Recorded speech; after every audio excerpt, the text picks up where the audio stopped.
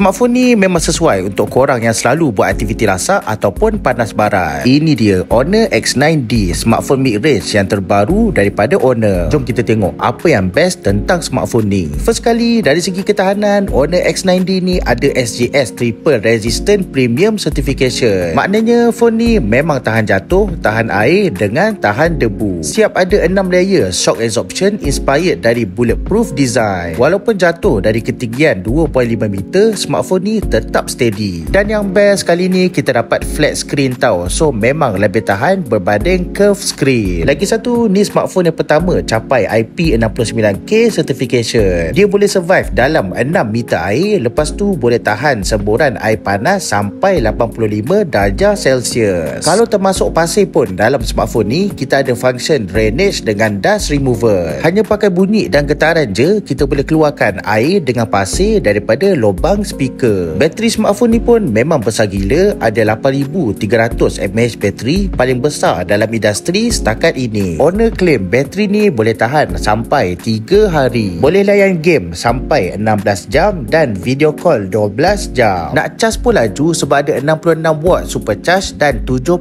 watt reverse charging untuk cas device lain. Untuk performance pun dapat upgrade tau. Kali ni dia pakai prosesor Snapdragon 6 Gen 4. Ada peningkatan 29% untuk GPU dan 11% untuk CPU. Display pun cantik, screen OLED 6.79 inci, refresh rate 120Hz, paling terang dalam kelas dia. Brightness pun boleh pergi sampai 6000 nit, so memang jelas walaupun tengok bawah cahaya matahari. Untuk kamera pula, dekat sini ada 108 megapiksel ultra sensing kamera dengan OIS dan EIS. Memang syok ambil gambar pakai kamera ni. Walaupun kita gerak dengan pantas, dia masih boleh ambil gambar dengan baik. Walaupun dalam keadaan low light, dia masih boleh ambil gambar dengan detail yang mencukupi. Pada pendapat aku, Honor X9D ni memang sesuai untuk kebanyakan orang, lagi-lagi untuk korang yang selalu terjatuh phone ataupun panas barat. Dengan harga RM1,499, aku rasa memang tak ada masalah untuk korang dapatkan smartphone ni.